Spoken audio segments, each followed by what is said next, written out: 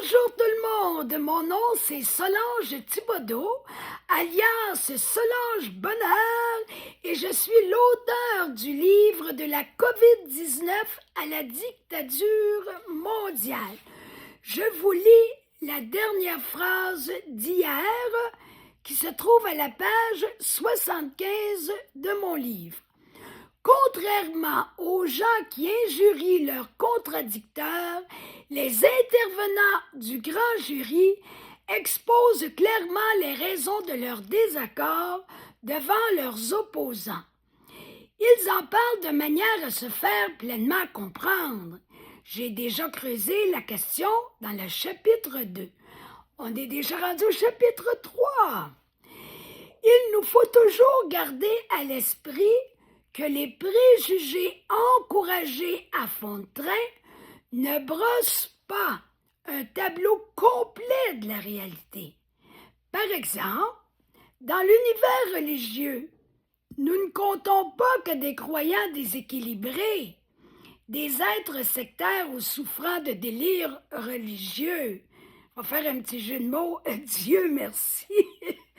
De même, les désignés complotistes ne se révèlent pas tous des malades mentaux, des déficients intellectuels, des délinquants ou des révoltés pathologiques.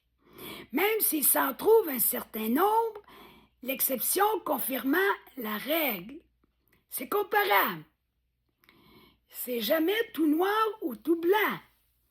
Mais d'une manière générale, les complotistes qui sont, entre guillemets, dérangés, c'est pas la majorité. Dans la vidéo suivante, le docteur Raoult s'exprime sur le complotisme et finit par établir un lien avec les conflits d'intérêts. Les conflits d'intérêts, c'est majeur. Ça va avec l'argent, l'argent mène le monde, les gens ont peur de manquer d'argent, les gens mettent toute leur joie, leur bonheur, pas tout le monde, mais beaucoup de monde, sur le fait d'avoir beaucoup d'argent, beaucoup de biens matériels.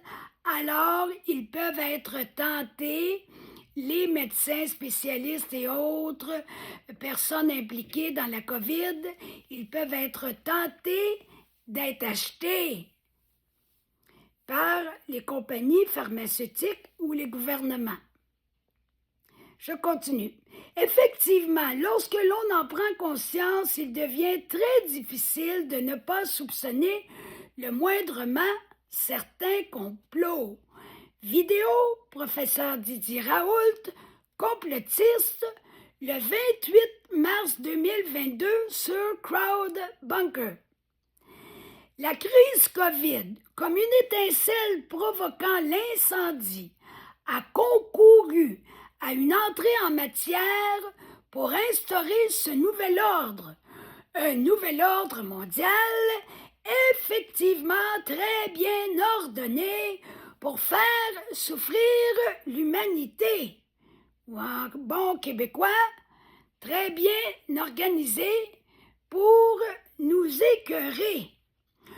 Le chaos occasionné par l'étrange gérance de cette pseudo-pandémie a fait boule de neige.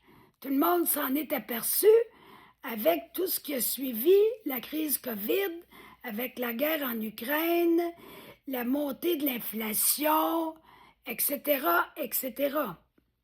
Elle s'est répercutée sur d'autres problèmes sociaux afin, c'est là que c'est très important d'en prendre conscience, afin qu'en désespoir de cause et d'ici quelques années, tous les pays du monde finissent par accepter de s'abandonner à un seul gouvernement mondial dictatorial. C'est ça le piège, là. Ils veulent que les gens aient la trouille, aient peur, puis qu'ils décident de s'abandonner entre leurs mains. Voici vers où l'entonnoir du mondialisme cherche à coincer l'ensemble des peuples.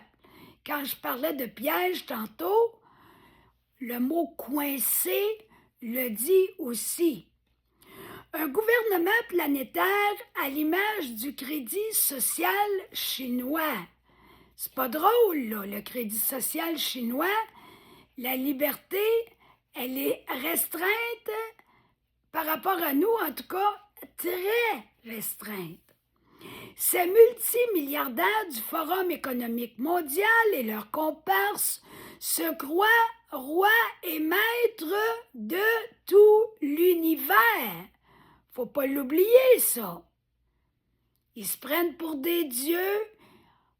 Ils ont, comme qui dirait, la tête pas mal enflée. L'ego est fort, l'orgueil est gigantesque. Ils désirent provoquer différents drames mondiaux pour parvenir à leur fin. Celui du coronavirus ne figure que comme élément déclencheur. Délibérément, d'autres catastrophes se projettent dans un avenir plus ou moins rapproché par les mondialistes. Nos richissimes, j'ai de la misère à dire ce mot-là, nos richissimes tireurs de ficelles conservent les mêmes paramètres de fonctionnement pour la grande réinitialisation, stratégie de manipulation et de subtils mensonges. Prenez note que je n'approfondirai que la pseudo-pandémie comme modèle de base, parce que tout ce qui est arrivé après, c'est la même poutine.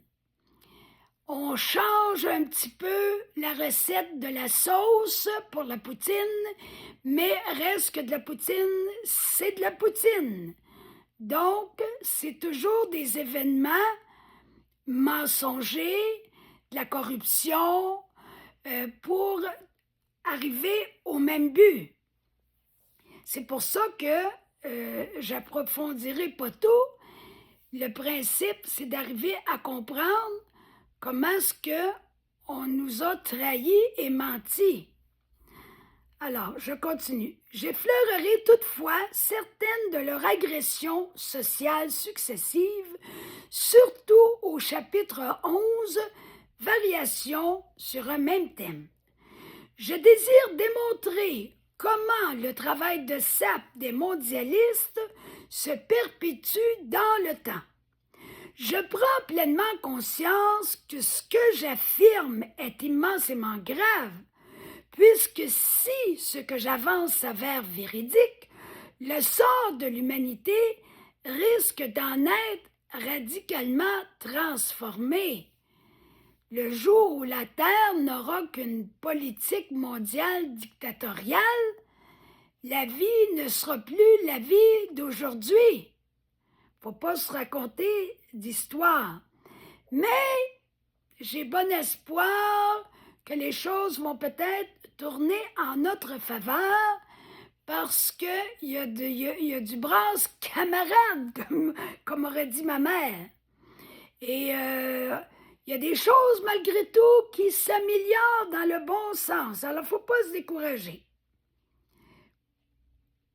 J'imagine facilement que les conformistes devant la gérance de la crise COVID des gouvernements considèrent que je me rends coupable de jugements téméraires.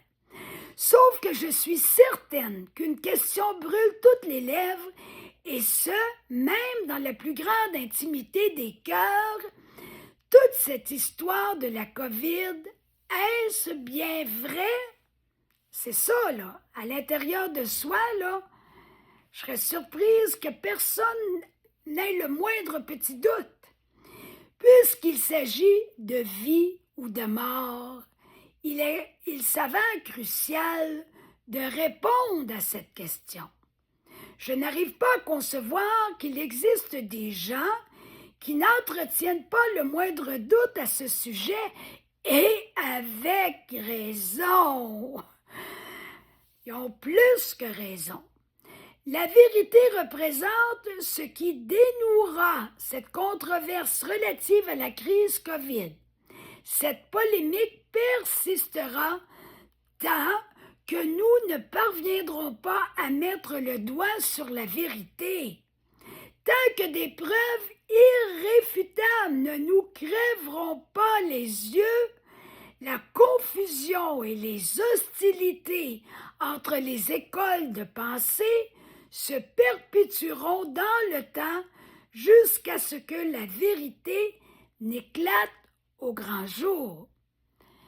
Alors, je vous laisse là-dessus pour aujourd'hui et je vous rappelle de partager, de liker, de vous abonner et d'aller vous procurer mon livre soit sur Amazon pour seulement 40 $ ou bien vous allez sur ma première publication Facebook dans le premier commentaire. Vous pourrez avoir mon livre en format numérique pour soit le lire sur ordinateur ou l'imprimer. Alors, bonne fin de journée et on se retrouve demain!